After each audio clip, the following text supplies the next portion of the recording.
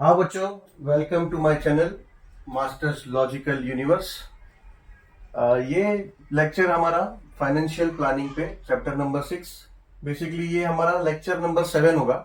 ये 7th lecture है। इससे पहले हमारा 6 लेक्चर हो चुका है कवर इस चैप्टर का, जिसमें हमने कॉन्सेप्ट्स किया इस चैप्टर का related to practice set number 6.1। ठीक है, पूरा कॉन्सेप्ट एक वीडियो में इसलिए नहीं किया बिकॉज देन कंफ्यूजन हो जाता है, पार्ट बाय पार्ट करते हैं। तो कॉन्सेप्ट्स करके हमने 6.1 प्रैक्टिस सेट नंबर 6.1 के पूरे क्वेश्चन सेट्स जितने थे उसके किए हैं। चलो फिर आज करते हैं इस वीडियो में कॉन्सेप्ट्स फॉर प्रैक्टिस सेट 6.2। ठीक है, 6.1 में हमने देखा उसके कॉन्सेप्ट में कि फॉर्मूला हमने डिराइव किया income is equals to expenditure plus savings. ठीक है, यानी ये फॉर्मूला पे हमने एक्सरसाइज सॉल्व किया, प्रैक्टिस सेट सॉल्व किया 6.1, और कंपाउंड इंटरेस्ट का फॉर्मूला भी हमने किया था। ठीक है, तो अभी इनकम पे चलते हैं कि इनकम क्या है एग्जैक्टली। इनकम सिर्फ आपका जो सैलरी या फिर बिजनेस से प्रॉफिट मिला वही इनकम नहीं है। ठीक है, इनकम क्या है? इनकम के कई ब्रांचेस हैं। ठीक है, इनकम का पहला सैलरी जो है, सैलरी है। अगर पर्सन कहीं पे एम्प्लॉय है तो उनका जो सैलरी है वो उनका इनकम है, या फिर बिजनेसमैन है अगर तो प्रॉफिट इन बिजनेस वो उनका इनकम है। ठीक है, ये तो एक पार्ट हो गया इनकम का, ये उनका इनकम काउंट होता है। अगर सैलरीड है तो सैलरी, अगर बिजनेस है तो प्रॉफिट इन बिजनेस। ठीक है, उसके बाद से कहीं पे सेविंग्स किया है तो बेनिफिट ऑफ जो सेविंग्स है, बेनिफिट्स ऑफ सेविंग्स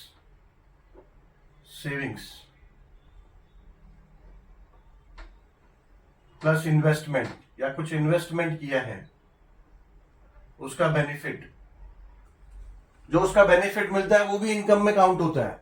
लाइक किसी ने अगर एफडी किया है उसका कुछ इंटरेस्ट आ रहा है तो वो भी इनकम में काउंट हुआ।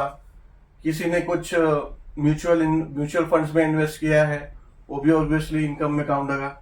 जहां से भी कुछ इन्वेस्टमेंट्स या सेविंग किए है और उसका जो भी एक फिक्स्ड उसके ऊपर जो भी इनकम मिलता है, इंटरेस्ट मिलता है या फिर कुछ भी मिलता है, that is also counted in income. Plus अगर किसी ने कुछ प्रॉपर्टी सेल किया है, यानी प्रॉपर्टी परचेस किया था। ठीक है, प्रॉपर्टी परचेस किया और वो सेल किया, उसका जो प्रॉफिट होगा, profit in sale of property. समझो किसी ने एक घर, दुकान, कुछ भी खरीदा है तो उसमें अगर उन्होंने बाद में कुछ सालों बाद बेच दिया तो उसमें जो प्रॉफिट मिला उनको, जो भी ऊपर का पैसा मिला जितने में उन्होंने खरीदा था और ऊपर से जो अमाउंट में बेचा वो उनका प्रॉफिट होगा। तो वो प्रॉफिट पे भी, वो भी प्रॉफिट इनकम में काउंट होता है। ठीक है, तो इनकमिंग सोर्स ऐसा है कि ऐसा ना हम लोग सोचें कि सिर्फ सैलरी ही इनकम हुआ। ठीक है, ये सब भी चीजें इनकम में काउंट होती है। ठीक है, अब इसलिए ये समझाना है क्योंकि अभी तक जो हमने किया बस ये किया कि इनकम, एक्सपेंडिचर एंड सेविंग्स, पर इतना ही नहीं है। किसी का भी इनकम में बहुत सारी चीजें हैं, सिर्फ सैलरी नहीं है, ये सब बहुत आगे फैक्टर्स हैं जो इनकम में काउंट होता है। और मेन चीज है टैक्स, जो है टैक्स।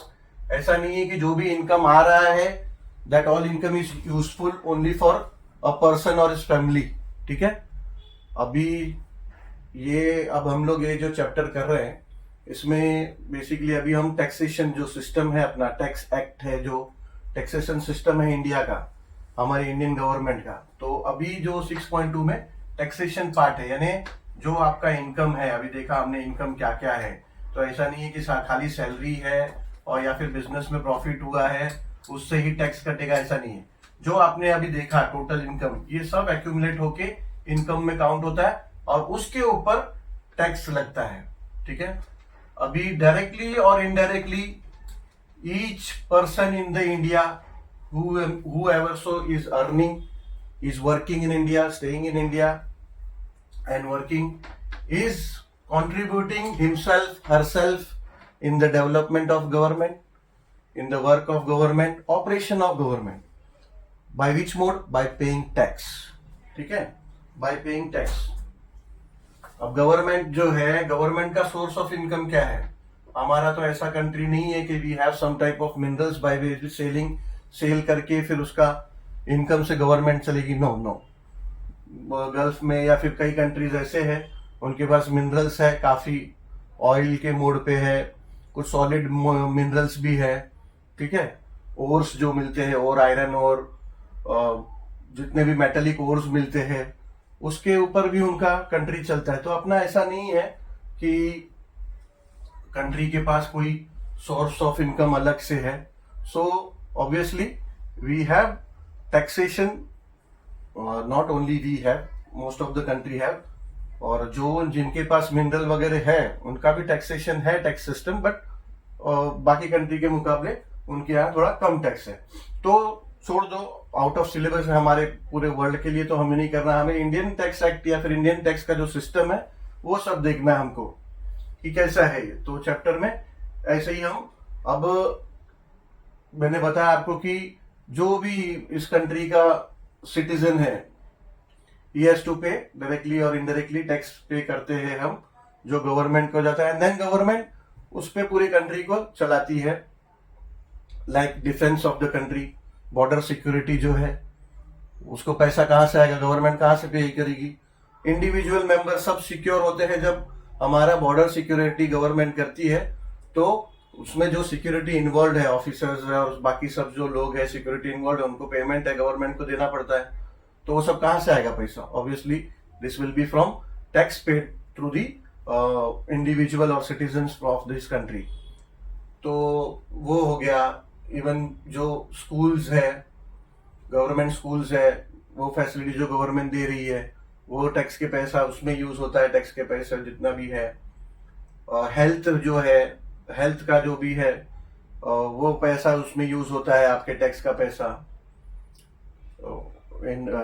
आपका मतलब जो भी अर्निंग पर्सन है, जो टैक्स पेयर्स का पैसा वहां यूज होता है हेल्थ के लिए, एजुकेशन के लिए, बॉर्डर सिक्योरिटी के लिए।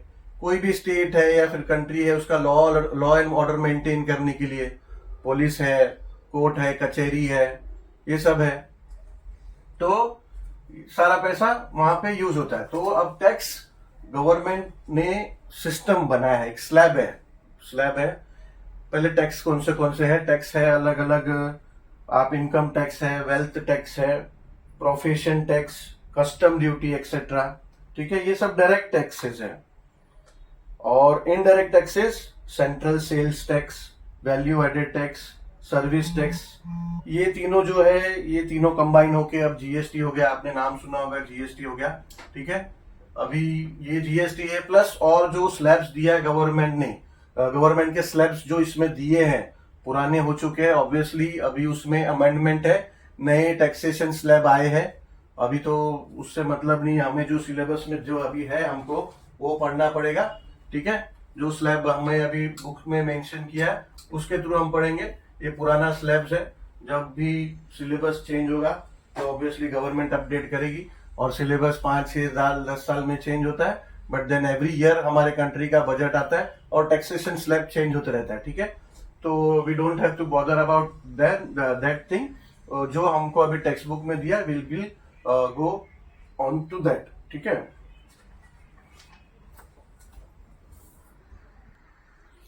कुछ चीजें हैं, स्लैब्स के ऊपर जाएंगे उससे पहले कुछ चीजें हैं। स्लैब्स में सभी लोगों को इनकम टैक्स देना है ऐसा नहीं है। स्लैब में कुछ डिसाइडेड फिक्स इनकम है कि उसके अबव जब आपका सैलरी, ईयरली जो सैलरी है काउंटेड है, एक फिगर्स है, और depending upon the age and depending upon the salary वो अपन कवर करते हैं। तो उससे पहले कुछ चीजें जान लेते हैं कि टैक्स पेयर यानी जो भी लिएबल है, एक डिसाइडेड इनकम कैपेसिटी है, लिमिट है, जिसके ऊपर that person comes under taxation, उसके बाद वो सैलरी से ऊपर उनका अगर रेंज है, उनका income, total income, not only salary, let's say total income yearly अगर उस रेंज से ऊपर है जाता है, then he is counted in to be a tax payer. उसको, ऐसे पर्सन को क्या बोलते हैं? एसएससी। एसएससी, ठीक है, SSC, double S double E यहां पे भी है। तो टैक्स पेयर जो है, which who are liable to paying tax, they are terms to be S SSC. और फाइनेंशियल ईयर, जो हमारा फाइनेंशियल ईयर है जिसका अकाउंटिंग होता है, बेसिकली सिर्फ हमारा टैक्सेशन के लिए नहीं, हमारी कंट्री का टोटल अकाउंटिंग बजट जो आता है और टैक्स पेई के लिए भी जो फाइनेंशियल ईयर है वो है 1 अप्रैल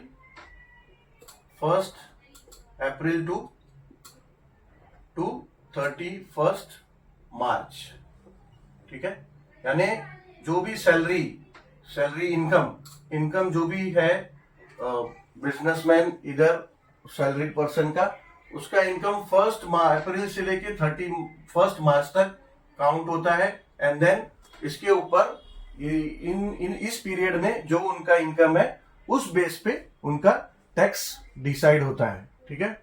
and also the financial calendar, जो हमारा फाइनेंशियल ईयर है for the country, is 1 April to 31 March. और लाइक से फाइनेंशियल ईयर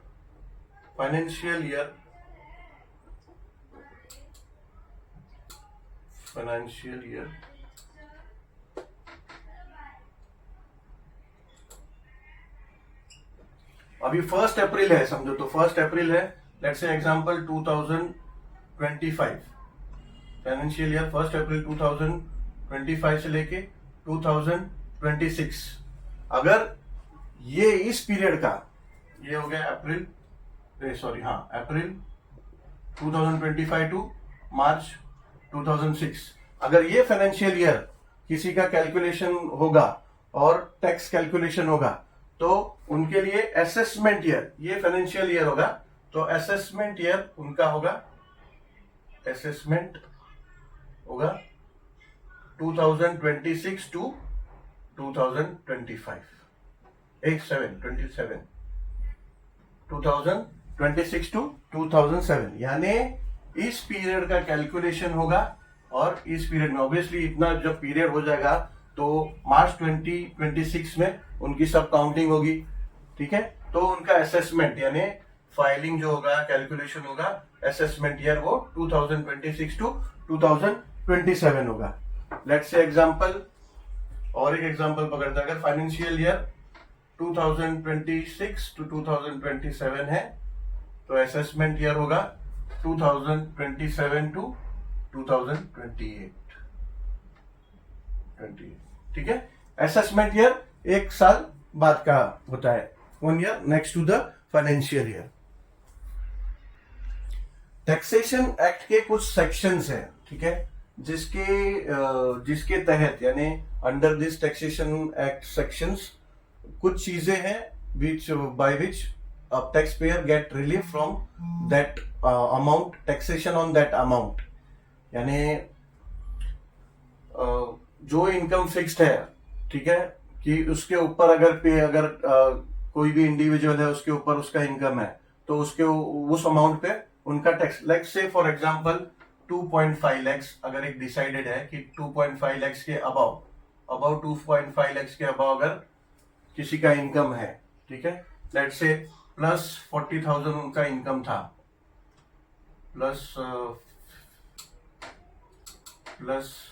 लेट्स से 50,000 अगर उनका इनकम था, यानी 2.5 लाख के अबाउ।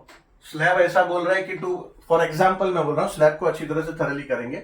फॉर एग्जांपल अगर 2.5 लाख के ऊपर इनकम है और 2.5 के ऊपर ही टैक्स लगेगा उनको, यानी पूरे पैसे पे टैक्स नहीं लगेगा, 50,000 पे टैक्स लगेगा। बट कुछ रिलीफ्स है कुछ सेक्शन के द्वारा, इनकम टैक्स एक्ट के कुछ सेक्शंस है, उसमें कोई चीजें में अगर वो पैसा आपने यूज किया है तो that will have tax benefit, उन पैसों को टैक्स नहीं लगेगा।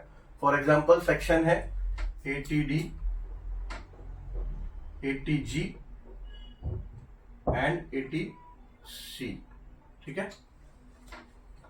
अब ATD में ऐसा है, ATD में अगर आपने कोई पॉलिसी लिया है, उसका प्रीमियम आप भरते हो, हेल्थ पॉलिसी अगर है, अगर आपने हेल्थ इंश्योरेंस लिया हुआ है, ठीक है, हेल्थ इंश्योरेंस लोग लेते हैं कि अगर कुछ दिक्कत आ गया फ्यूचर में, कोई प्रॉब्लम हो गया, हेल्थ को इश्यू आ गया, देन जो इंश्योरेंस कंपनी है, हेल्थ इंश्योरेंस जिसने दिया हुआ है, that will pay for the medical expenses and for your health everything. तो अगर आप अपने हेल्थ के लिए कोई प्रीमियम पे कर रहे हैं, ठीक है, हेल्थ इंश्योरेंस आपने कुछ लिया है, हेल्थ इंश्योरेंस प्रीमियम है, अगर ये 50,000, अगर 2.5 लाख के ऊपर आपका इनकम है और उस पर टैक्स पे करना है 50,000 पे, ठीक है, मगर उसमें से अगर आप हेल्थ इंश्योरेंस के लिए अगर साल में 20,000 दे रहे हैं, अगर 20,000 आप पे कर रहे हो, तो इस 50,000 का आपको टैक्स नहीं लगेगा, उसमें से 20,000 माइनस हो जाएगा, ये 30,000 पे आपको टैक्स लगेगा, ठीक है, ये 30,000 पे आपको पे करना पड़ेगा। दिस 20,000 विल बी फ्री, उसके ऊपर टैक्स नहीं लगेगा, वो आपका टैक्स फ्री हो जाएगा अगर हेल्थ इंश्योरेंस का प्रीमियम है। साल भर में अगर आपने 1 ईयर में 20,000 अगर हेल्थ इंश्योरेंस का प्रीमियम पे किया है तो। ATG क्या है? एक स्पेशल सेक्शन है जो प्राइम मिनिस्टर, हमारे कंट्री के जो प्राइम मिनिस्टर होते हैं, उनका एक फंड है, that is called prime ministers relief fund. तो प्राइम मिनिस्टर रिलीफ फंड में अगर आपने कुछ फंड डोनेट किया है, प्राइम मिनिस्टर रिलीफ फंड में फंड डोनेशन, ATG, अगर प्राइम मिनिस्टर फंड, बेसिकली ये फंड यूज होता है कंट्री के डेवलपमेंट के लिए, कुछ आपदा आ गई कुछ कंट्री के लिए, देन ये फंड से यूज होता है पैसा नेशन के लिए, ठीक है। तो ऐसे फंड में अगर लेट्स से अगर आपने प्लस 10,000 ये रिलीफ फंड में आपने दिया है, तो आपका वो 10,000 का टैक्स भी नहीं लगेगा, you will be relief from that tax of that 10,000। तो अभी कितना 20,000 का टैक्स हो रहा है, ठीक है। और ATC ये बहुत इंपॉर्टेंट है, इसमें कवर होता है, बहुत सारी चीजें कवर होती है इसमें। आप अगर अपना GPF मतलब होता है, ये प्रोविडेंट फंड होता है, प्रोविडेंट फंड अकाउंट होता है। इसमें कैसा है, हर महीने सैलरी से कुछ पैसे प्रोविडेंट फंड में, गवर्नमेंट अकाउंट होता है एक GPF अकाउंट, उसमें पैसा डिपॉजिट होता है। एंड उसका ग्रेच्युटी जब वो मैच्योर होता है आफ्टर योर रिटायरमेंट, जब पर्सन रिटायर होता है तो एक अच्छा अमाउंट रिटायरमेंट के उसमें से मिलता है। एक्चुअली वो क्या होता है, GPF में जब सैलरी से कुछ पैसे जाते हैं तो गवर्नमेंट अकाउंट से भी उसमें कुछ पैसे ऐड होते हैं, प्लस फिर उसका इंटरेस्ट कैलकुलेट होता है, और जब वो पर्सन रिटायर होता है तो उसको वो पैसे मिलते हैं। तो GPF में अगर ये 20,000 में अगर उसका 5,000 rupees yearly, for example 5,000 rupees yearly अगर GPF में कट रहा है, तो वो भी टैक्स बेनिफिट में मिल जाएगा, उसको भी कोई टैक्स नहीं लगेगा। तो ये समझो 15,000 हो गया, ठीक है ना, तो 15,000 हो गया। सुकन्या समृद्धि स्कीम है, ये हमारे प्रधानमंत्री जी ने लॉन्च किया, लेडीज जो बच्चियां होती हैं उनके लिए। उसके अकाउंट में अगर आप बच्चियों के अकाउंट में कुछ कुछ पैसा डालते जाते हैं तो that is relieve from the tax. तो साल में कुछ लिमिट है उसका कि साल में 1.5 लाख से ऊपर आप नहीं उसमें डिपॉजिट कर सकते हो। तो जो भी उसका अमाउंट हो गया, सुकन्या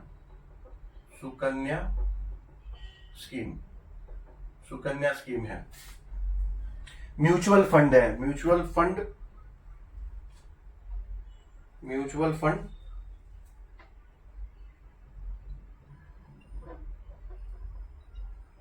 फंड्स में कोई सेक्शन, कोई फंड्स या फिर ऐसा कुछ है उसमें कि उस पॉलिसी में या फिर उस अकाउंट से, उस अकाउंट जैसा मेंशन्ड है उस अकाउंट में आप म्यूचुअल फंड में इन्वेस्ट करोगे तो आपको टैक्स बेनिफिट मिलता है, ठीक है। हाउसिंग लोन, अगर आपने हाउसिंग लोन लिया हुआ है, और आप प्रीमियम भर रहे हो हर महीने का, तो अगर वो 2.5 lakhs के आपका इनकम है, उसके ऊपर का आप प्रीमियम भर रहे हो ईयरली, अगर 2.5 लाख का प्रीमियम है, सैलरी इनकम है आपका, और उसके ऊपर अगर अमाउंट है उसका आप हाउसिंग लोन का प्रीमियम भर रहे हो, तो वो पैसा आपका टैक्स से वो बच जाएगा। Let's say for example 5,000 rupees आप प्रीमियम भर रहे हो साल का, ठीक है, ऑब्वियसली 5,000 से ज्यादा होगा, ये एग्जांपल कंसीडर कर रहे हैं हम, तो ये कितना हो गया, अभी 10,000 बच गया।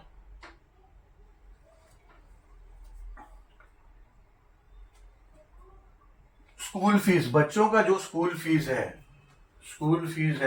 वो स्कूल फीस भी इसमें आया। आप इनकम टैक्स फाइलिंग जब भी होती है, हाँ, तो उसमें बच्चों का स्कूल फीस का रिसिप्ट अटैच कर सकते हो, तो उस अमाउंट को फिर टैक्स बेनिफिट मिल जाता है। लेट्स से और 5,000, आज के तारीख में महंगाई के जमाने में स्कूल फीस 5,000 ईयरली तो नहीं है पर child, but still for example salary भी तो 25,000 टू 2.5 लाख नहीं है, सैलरी भी तो एग्जाम्पल से कम मिली, आजकल सैलरी भी ज्यादा है लोगों की। तो और अभी ऑब्वियसली स्लैब चेंज हो गया है, अभी जो स्लैब का बजट ज्यादा है, अभी हम लोग उसमें नहीं जाते हैं, to stay we will stay on this in the syllabus only, ठीक है, सिलेबस में जो है उस पर ही चलते हैं हम। टैक्स स्लैब अभी एक्सटेंड हो चुका है। Tuition fees, health insurance cover किया हमने, ठीक है, national saving certificate, life insurance policy, LIC policy आपने कुछ लिया है तो उसका भी काउंट होता है। लेट्स से 2,000 आप ईयरली LIC पॉलिसी भर रहे हो, ठीक है, तो यहां कितना भी बच गया 3,000, ठीक है। NSSC सर्टिफिकेट, ये नेशनल सेविंग सर्टिफिकेट है। नेशनल सेविंग सर्टिफिकेट में अगर आपने नेशनल सेविंग सर्टिफिकेट एक अकाउंट ही है, वहां पे भी आप कुछ सेविंग ही करते हो, तो वो एक ऐसा सेविंग करते हो, NSC सेविंग करते हो आप पर ईयर कुछ उस अकाउंट में आप भरते हो, पैसा डिपॉजिट करते हो, तो वो भी टैक्स उसमें भी रिलीफ मिल जाता है। तो लेट से 3,000 आपने वहां दिया, ठीक है, तो ये हो गया 0, यानी अब उन टैक्स जो 50,000 जिसपे उनको टैक्स लगना था, हाँ, मगर उनका जो इन्वेस्टमेंट प्रॉपर वे से उन्होंने किया है, जो उनको फ्यूचर में इस सब चीजों का बेनिफिट भी मिलने वाला है, तो उनका टैक्स क्या हो गया 0, पूरा टैक्स सेविंग हो गया। जबकि वो स्लैब में आ रहे थे 2.5 लाख के ऊपर उनका इनकम था 50,000 जो टैक्सेबल था, बट ऐसा गवर्नमेंट ने रिलीफ दिया है, इतना रिलीफ दिया है कि अगर ये इतना चीज आप करोगे तो आपको टैक्स रिलीफ है। मगर समझो किसी का सैलरी अगर ज्यादा है, काफी ज्यादा है, ठीक है, लेट्स से 4 लाख 5 लाख है, 5 lakhs, लेट्स से 5 lakhs, ठीक है, इनकम है किसी का 5 lakhs रुपीज इनकम है, और 2.5 lakhs के ऊपर उनका स्लैब आ गया, तो उनका टैक्सेशन वैल्यू कितना आया, अराउंड 2.5 lakhs आया। स्लैब को बाद में करते हैं, स्लैब के ऊपर अभी मत जाओ, एग्जाम्पल समझो अच्छे से पहले, ठीक है। तो ये टैक्सेबल इनकम उनका क्या हुआ, 2.50 लाख रुपीज उनका टैक्सेबल इनकम हुआ, ठीक है। तो ऐसा नहीं है कि 2.5 लाख उन्होंने इधर ATC में डाल दिया जिसका फ्यूचर बेनिफिट मिलेगा तो उनको टैक्सेशन ये 2.5 पे लगेगा, ऐसा नहीं है। Maximum limit to invest any amount in all this section in 80 section number 80C is 1.5 lakhs, यानी 1.5 lakhs में ईयरली 1.5 lakhs का ये सब में इन्वेस्टमेंट होगा, उनका EMI, mutual fund, Sukanya scheme, GPF, school fees, LIC, NSC, maximum 1.5 lakhs का benefit है। उसके ऊपर उनको करना है 2.5 लाख करें या 5 लाख करें, उससे कोई मतलब नहीं है। 1.5 लाख तक उनको बेनिफिट मिलेगा, उसके ऊपर का 1 lakh, for example 1 lakh rupees बचा, फिर वो टैक्सेबल होगा ये 1 लाख रुपीज, ठीक है। ये अच्छी तरह से समझ में आ गया, इसको अच्छी तरह से समझना जरूरी है।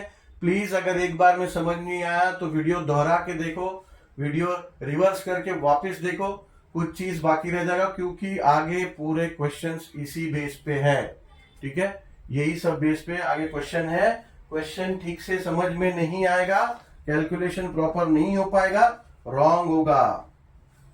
सिर्फ मैं सॉल्व करते जाऊंगा और आप कॉपी करते जाओगे, उससे नहीं होगा। पूरा ये कॉन्सेप्ट समझ में आना चाहिए, वेरी इंपॉर्टेंट।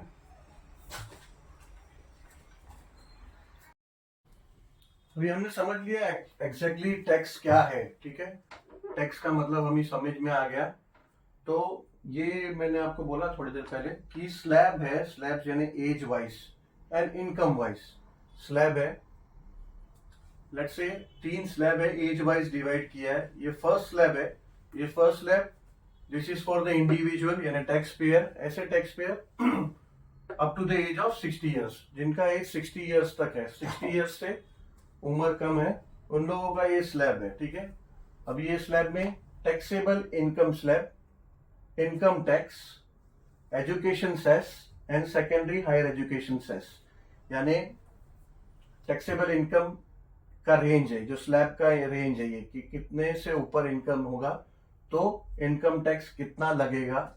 एजुकेशन सेस यानी जो इनकम टैक्स लगता है, फॉर एग्जांपल 2.5 लाख से ऊपर जो अमाउंट है उसके ऊपर जो इनकम टैक्स लगा और जो अमाउंट आया उस अमाउंट का जो एजुकेशन सेस होता है 2%, ये सभी के लिए कॉमन है, तो उस अमाउंट का 2%, ठीक है।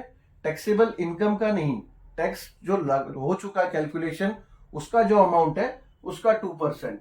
And then higher education cess 1% of income tax, यानी जो इनकम टैक्स अमाउंट है वो अमाउंट का 2% एंड वो अमाउंट का 1%, ठीक है।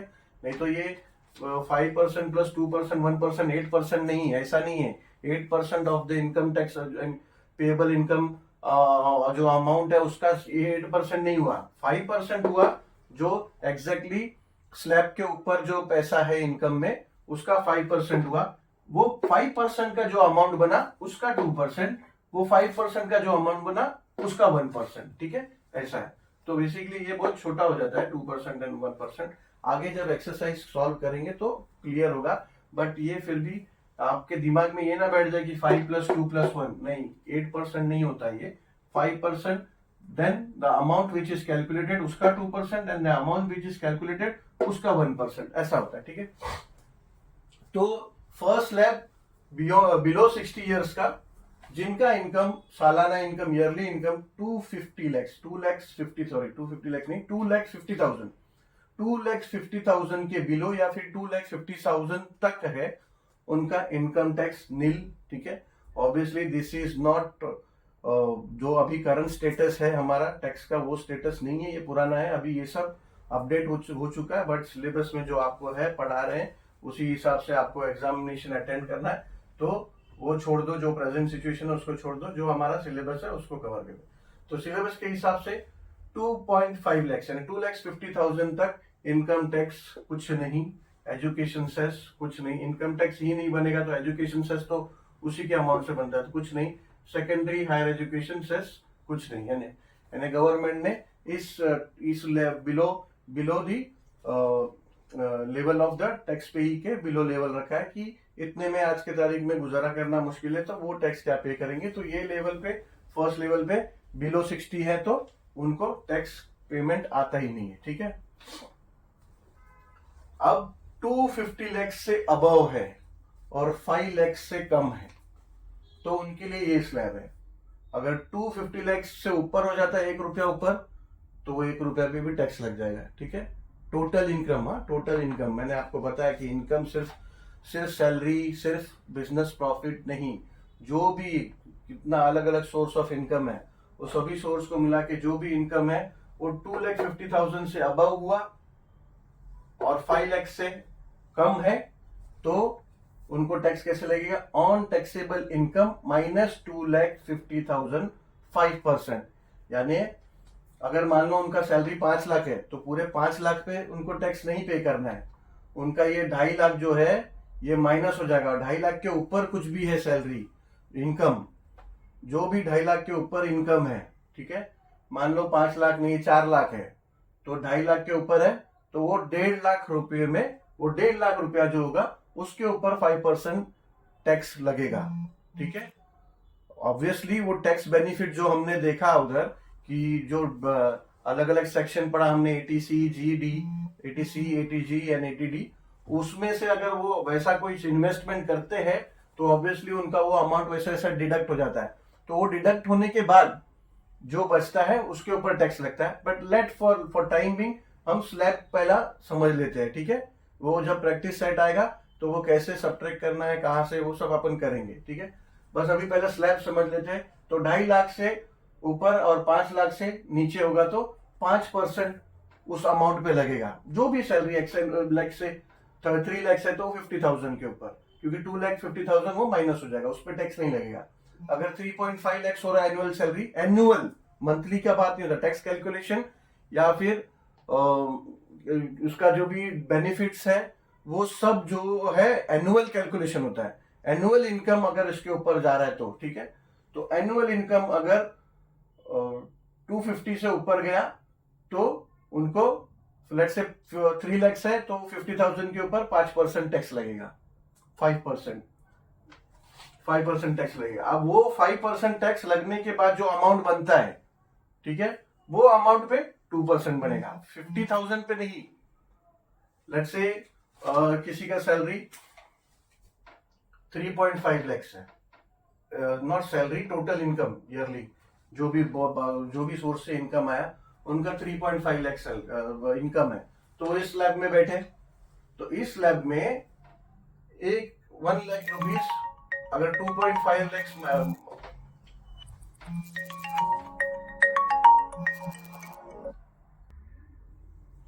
तो किसी का इनकम 3.5 लाख है तो 2.5 लाख माइनस हो गया। अब 1 लाख पे उनको टैक्स लगना है, ये 1 लाख पे उनको टैक्स लगना है। वो 1 लाख का 5%, 1 लाख का 5% क्या होगा, 5,000 रुपीज 1 लाख का, सॉरी 5% 1 लाख का होगा 5,000 रुपीज। अब ये 5,000 रुपीज का 2%, ठीक है, अगेन ये 1 लाख का 2% नहीं, अपना ये जो 5,000 रुपीज जो टैक्सेबल इनकम हुआ वो हुआ, टैक्सेबल इनकम नहीं, टैक्सेबल अमाउंट हुआ। टैक्सेबल इनकम तो ये 1 लाख हुआ, टैक्सेबल अमाउंट जो हुआ 5,000, इसका 2% होगा एजुकेशन सेस, और इसी का 1% होगा सेकेंडरी हायर एजुकेशन सेस, ठीक है। तो ये 5% ऑफ द इनकम, जो भी टैक्सेबल इनकम है, 5% ऑफ द टैक्सेबल इनकम, तो टैक्सेबल अमाउंट जो है, टैक्सेबल अमाउंट का 2% है, 1%, ये होता है इनका टोटल टैक्स, ठीक है। I think now it is clear now, because ये थोड़ा आगे कंफ्यूजन ना हो आगे प्रैक्टिस सेट सॉल्व करने में, ठीक है। कोई ऐसा ना हो जाए कि 2% डायरेक्ट इसका 1 लाख का फिर 2% निकाल के आप लोग डिडक्ट कर लो, ठीक है।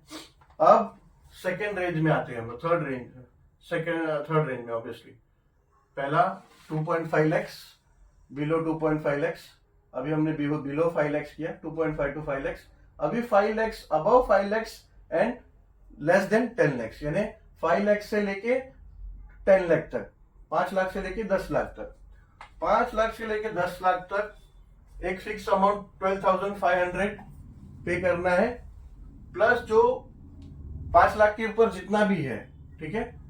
लेट्स से अगर 6 लाख हुआ तो 5 लाख हट जाएगा, वो माइनस हो जाएगा, वो 5 लाख पे नहीं लगेगा। बट जो लाख रुपया जो है, 1 लाख रुपया ऊपर का, वो लाख रुपए के ऊपर 20% पूरा टैक्स लगेगा। वो 20% का 2% एजुकेशन सेस लगेगा, एंड वो 20% जो अमाउंट है उसके ऊपर 1% हायर एजुकेशन सेस लगेगा, सेकेंडरी हायर एजुकेशन सेस, ठीक है। प्लस ये 12,500 ये अलग से ये अमाउंट भरना होगा। ये तो 10 लाख से कम तक, ये तीसरा हो गया। अब मोर देन 10 लाख, अगर 10 लाख से मोर है, 10 लाख से मोर ज्यादा है, ठीक है, 10 लाख से ज्यादा है तो ₹1,12,500 ये तो अलग से डिडक्ट होगा, यानी पे करना होगा। और 30% ऑफ दैट अमाउंट, यानी 1 लाख से ऊपर अगर है, यानी 11 लाख किसी का इनकम है तो ये 10 लाख माइनस हो जाएगा, और वो जो 1 लाख है उसका 30% पूरा टैक्सेबल अमाउंट होगा, और 30% प्लस 1,12,500 भरना है। फिर वो 30% का 2% एजुकेशन सेस होगा, और वो 30% का 1% हायर एजुकेशन सेस होगा। ठीक है, और ये तो 10 लाख, ये तो लास्ट स्लैब है 10 लाख के ऊपर जो भी इनकम हो उसके ऊपर। बट अगर 50 लाख के ऊपर हो रहा है, ठीक है, तो ये मोर देन 10 लाख है, इतना तो करना ही है। अगर उनका 50 लाख हो गया, 10 लाख के ऊपर जाके अगर 50 लाख से ऊपर ज्यादा एनुअल इनकम हो रहा है, तो एक ये कॉमन लाइन है जो अभी तो एक स्लैब है, तीनों स्लैब में वो है आपका कॉमन है तीनों स्लैब में। यहाँ पे लिखता हूं मैं, देखो आप लोग के पास भी अगर टेक्स्ट बुक है तो टेक्स्ट बुक में देखो, अगर मोर देन 50 लैक्स है, ठीक है, तो बेसिकली नीचे आएगा, पर मैंने ड्रॉ किया तो नीचे वो कॉलम नहीं रखा। तो मोर देन 50 लैक्स है तो surcharge equal to 10% of income tax payable by individuals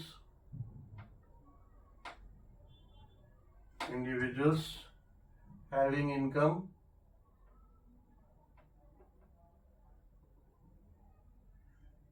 of 50 lakh to 1 crore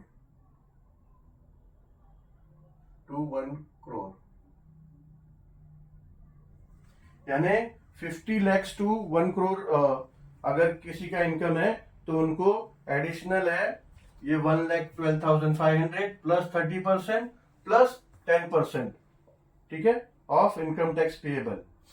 और अगर 1 करोड़ से अबव है, तो ये जो सरचार्ज है ये 15% हो जाएगा, ठीक है, 10% ऑफ इनकम टैक्स पेएबल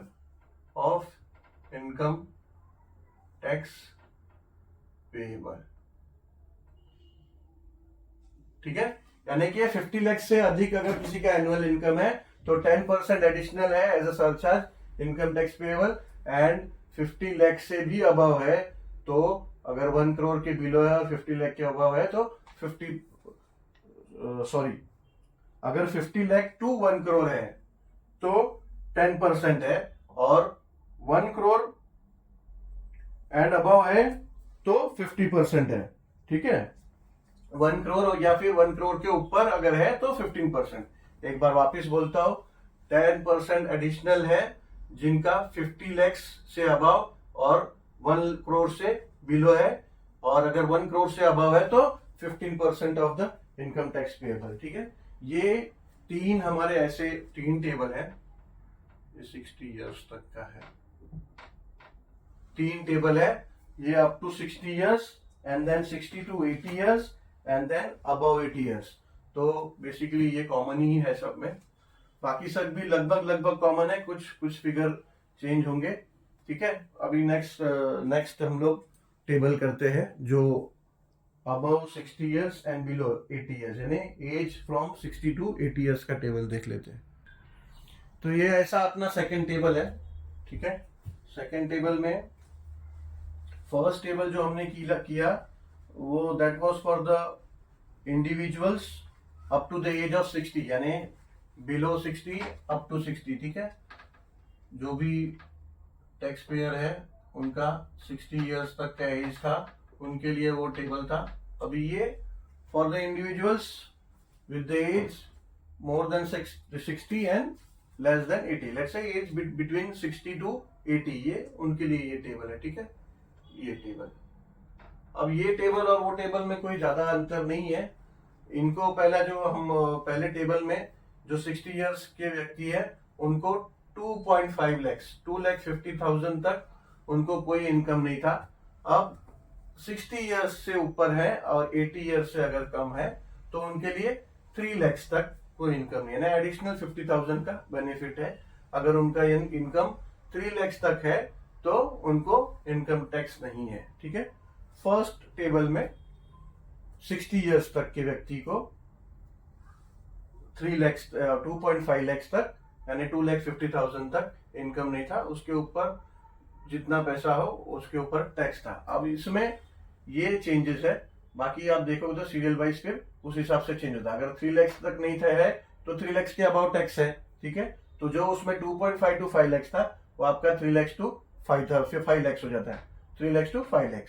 और सेम 5% जो भी 3 लाख के अबाव इनकम होगा उसके ऊपर 5 लाख, एंड देन जो इनकम जो टैक्सेबल अमाउंट हुआ उसके ऊपर 2% एंड उसके ऊपर 1%।